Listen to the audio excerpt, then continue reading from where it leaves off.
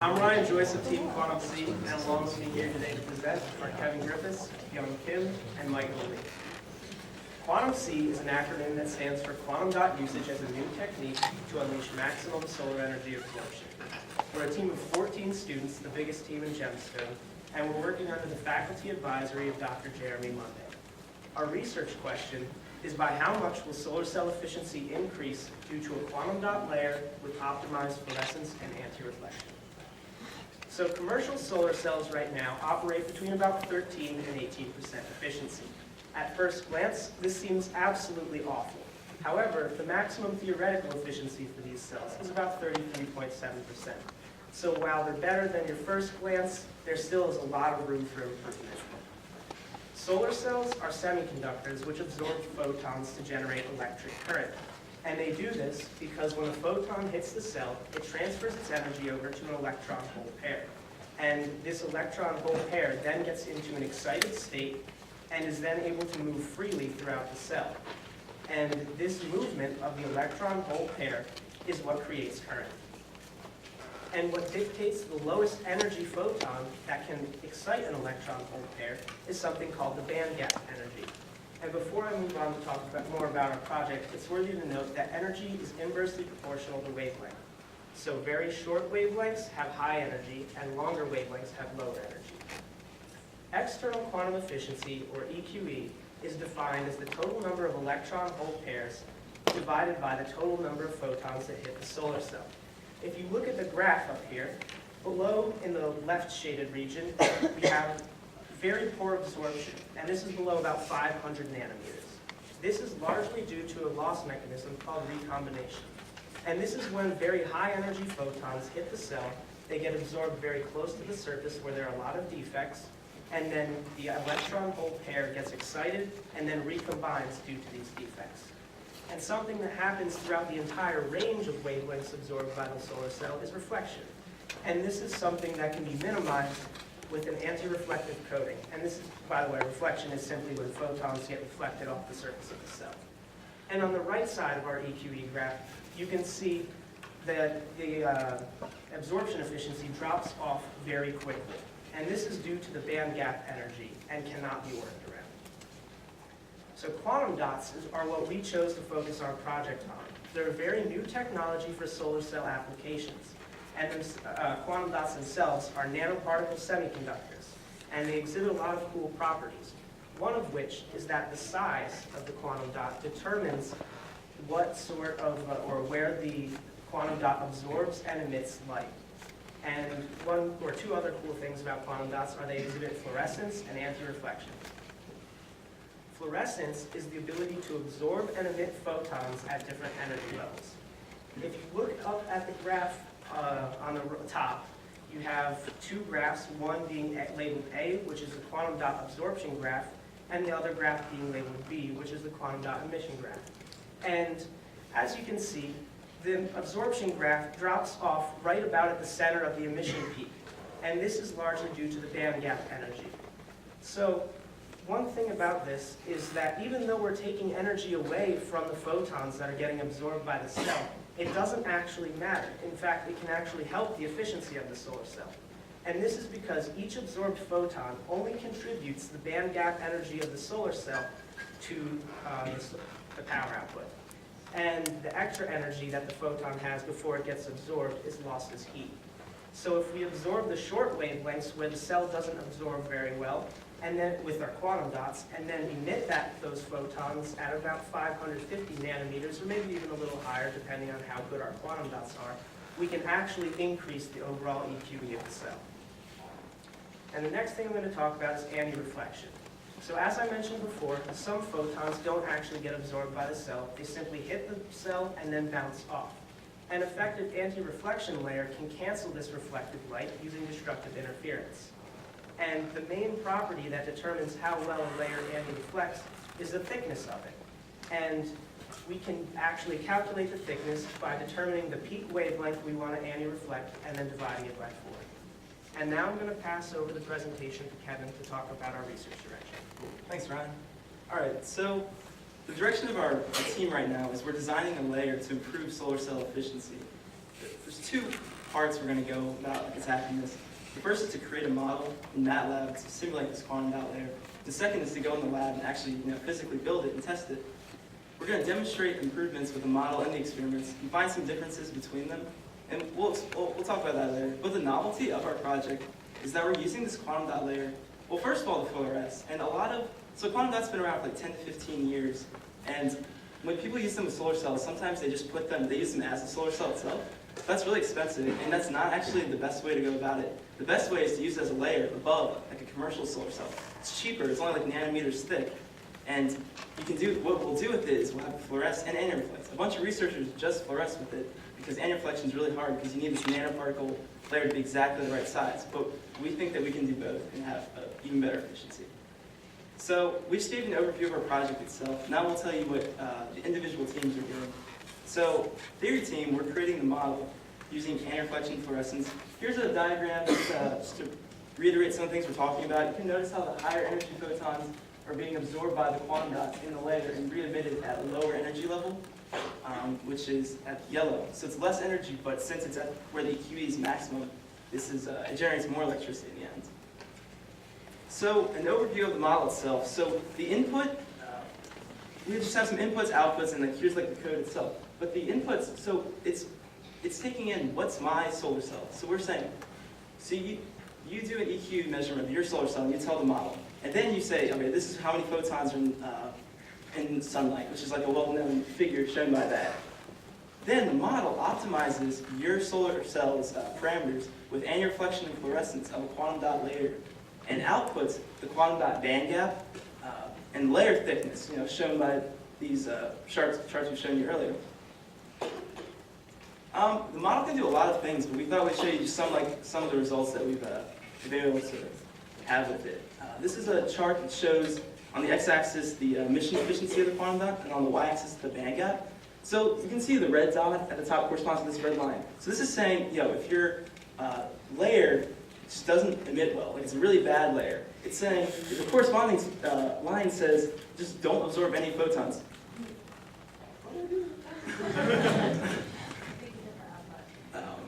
Again.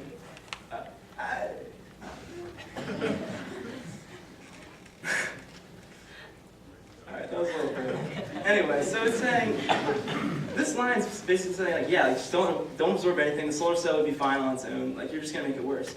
But on the flip side, this purple dot is saying, oh, so you have 100% efficiency, this is the perfect cell, perfect layer, sorry. Then it's saying, absorb all of this, because you'll absorb all the photons that would have been absorbed here on in the solar cell and re-emitting them here at a really high, almost 100% efficiency of the solar cell. So one more thing to talk about the model is a big problem, or just something that we're going to have to address is error, because in the lab, we're going to be measuring EQE, and we're going to be also predicting it in our model, and there's going to be differences between it, and we need to figure out what causes these differences. Are they in the model prediction? Are we missing some aspect of physics that we're not modeling properly? The answer is yes, because physics is pretty complicated with this quantum mechanics. But also, where's the error? Is it in the layer? Because we're going to be spin coding. Bjorn's going to tell you about this. We're spin coding nanometers. That's ridiculous. And also, the testing itself is pretty hard. Mike will tell you about that. But here's Bjorn, first of all, to tell you about the layer prediction. So I'm part of the quantum dot layer team, also known as the PowerLab team, and our job, is to research methods of applying the actual quantum dot layer onto the silicon solar cell. So this is very important because the thickness of the layer, as Kevin and Ryan mentioned, it directly affects the absorption and the anti-reflection properties of the cell. So we chose to use the Pelmet solution as our quantum matrix. We chose this for 3 reasons. It's easier to spin code, it disperses the quantum dots within the matrix, and it also allows the quantum dots to retain their quantum efficiency. So to actually create the layer, you had to be trained in the Maryland Micro and Nano Fabrication Laboratory. We went through basic training, we learned how to use the Dyson cell, the Power Spin Station, and we learned how to take IV measurements through the solar simulator. So to model our quantum dot layer, we're using the EVP equation. So H is height, H now is initial height, rho is density, omega is spin speed, T is time, and U is dynamic viscosity. So the only thing that we didn't know from there, apart from omega and T, is the viscosity. So using the Brookfield viscometer, we used and tested the Pelmet's viscosity we found out that it's 20 centipoise. So to create our the desired thickness that we want, we're going to use the EVP equation and adjust the spin speed and the time to get a desired thickness. So the dicing cell, which is on the left, was the instrument that we used to cut our solar cells from 6 inch by 6 inch to 1 inch by 1 inch. We did this because of the size restrictions of our polymer spin station. The polymer spin station, which is on the right, was the instrument that we used to spin coat our polymer layer onto the solar cells. So on the left is a regular silicon solar cell. On the right is the PLMA coated silicon solar cell. So for right now, we only coated it using PLMA. We did not use quantum dots as of yet. That's going to come later after we perfect our calculations. So the only thing that you guys can notice probably from right now is the color. And this is good because the darker the color, the more anti-reflective it is. So once we actually coat our cells using quantum dot and the PLMA matrix, we plan to run it through the SEM, which is the scanning electron microscope.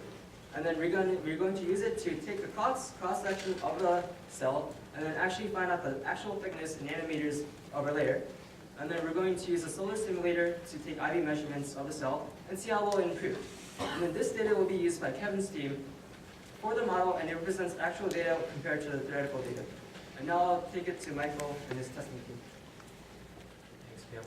So in order to quantify the performance change after the application of the quantum dot layer, we used a quantum efficiency measurement system located in Dr. Monday's laboratory for solar and quantum research. And in this diagram you see here are the essential components of this testing, EQE testing machine. And as Ryan stated earlier, the EQE is the number of carriers generated per incident photon. In this diagram we start with white light, and the monochromator basically isolates the wavelength of photon that we want to test. And then this beam of light is sent to the optical chopper and the lock-in amplifier, and this basically additionally enhances the signal and also enhances the signal-to-noise ratio. And before each testing session, we start with a calibrated cell that we use as the reference cell to compare against our own solar cell. These are the pictures of the actual EQE measurement system. On the top left corner, we have the lock-in amplifier that's located above the whole system. On the bottom left, we have the metal box, the monochromator. On the right, we have the optical chopper and the system of mirrors and lenses. On the right picture, we have the actual solar cell setup. We have a conductive rod on the front contact and copper tape on the back contact. And we have clips that connect to both contacts and link back to the testing machine that can actually read the output of the cell while different wavelengths are shot at the cell. For the initial testing of EQE, we use polycrystalline silicon solar cells, which are composed of multiple silicon crystals. And these are expected to have slightly lower EQE than that of monocrystalline due to the inconsistencies between the silicon particles in the cell. So during our initial testing, we found that the EQE values were much lower than expected. And some possible causes of these problems were some noise interference from other light sources, improper connections, or faulty cells.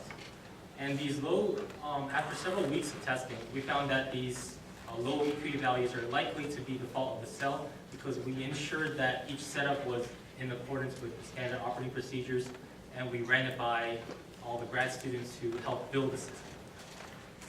This is some sample EQE data we obtained from the testing.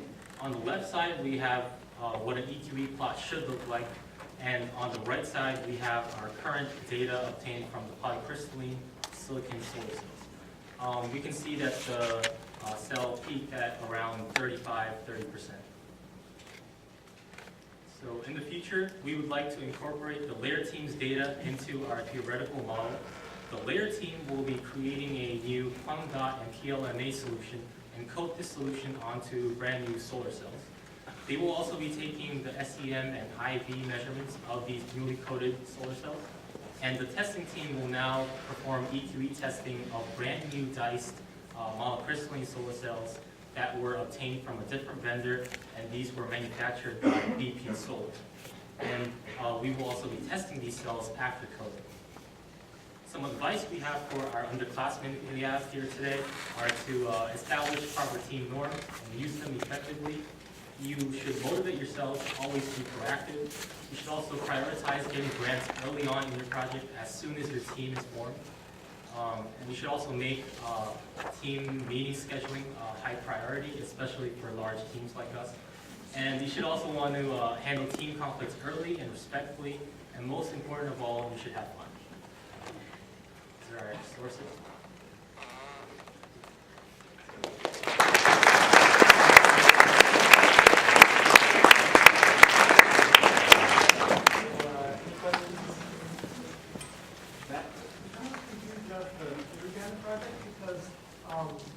The band gap, like it holds as much energy as the band gap, regardless of the, if it's higher, the energy of the photon more or less. So what really advantage do you get by bringing down the energy of the photon? Because it's gonna be the same amount of energy either way. Right, so that's like the kind of the counterintuitive question. Yeah, but the reason is these really high energy photons, this is like BQ, this is how the solar cell absorbs. So yeah, the solar cell, well actually, first of all, when you absorb a photon, you don't get any more energy or less energy on the size of the photon. You just get the band gap energy. And so like, why would you absorb the higher one?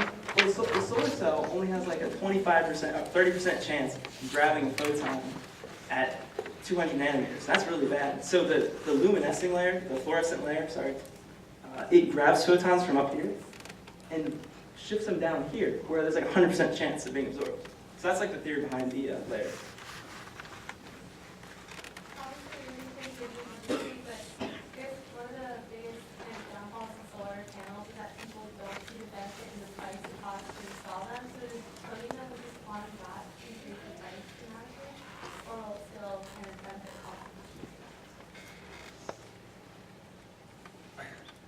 So right now we aren't looking at costs, but we're keeping it in mind. Of course, by increasing the efficiency of solar cells, you could get more power out of them, which would decrease costs overall.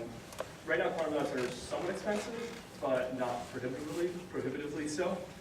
And we're hoping that with research like this and more research within photovoltaics involving quantum dots, you'll see more funding going towards synthesizing them and using them, and hopefully costs will drop. I think we had some statistics at one point where there's a solar array on campus, the Severn solar array, and it produces like 700 megawatts of power a year. If that was increased by about 20% or so, which was what we hope to get with quantum dots, it would power like 20 more homes a month or something like that, just from using the extra 20% increase. More. What would be the life and the durability of these quantum dots over time? You want to answer about the layer? The durability? Well, I mean, the purpose of putting in the polymer matrix, it's like polymer is like plastic, right? So you have it in this nice plastic layer. It should be like at least several years. It's nanoparticles, so if you didn't have that layer, it'd be just like washing off. And also you have this layer, like, so the solar cell itself is just like this tiny wafer of silicon, but you put in a solar module, which is the glass and like everything you'd actually see on the roof. So that protects it. Did you test, so you showed us some tests of like the efficiency right now with the model that you tried. Did you try with different like manufactured products, or was it like one standard like cell that you tested? Yeah, we bought pretty much the cheapest cells that we could find on the internet, which seemed like a good idea at the time, so we could buy more quantum dots. But then you end up with results or efficiency that looks like that. So we actually have bought new cells, so we'll have that. Since you're testing this part in like a closed environment, if you use quantum dots themselves, but you're exposing to the elements, how that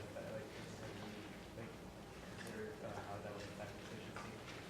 So yeah, like what we said, it's going to be in the solar, the module, so there's going to be a layer of glass and stuff, so it'll be protected. The one thing, and that's a good question, in that the layer of glass on the module will change the anti-reflection a little bit, which is actually something to look into. But having extra layers of different index of refraction, and it'll actually help anti-reflection. We can talk about it after. All right, one more question.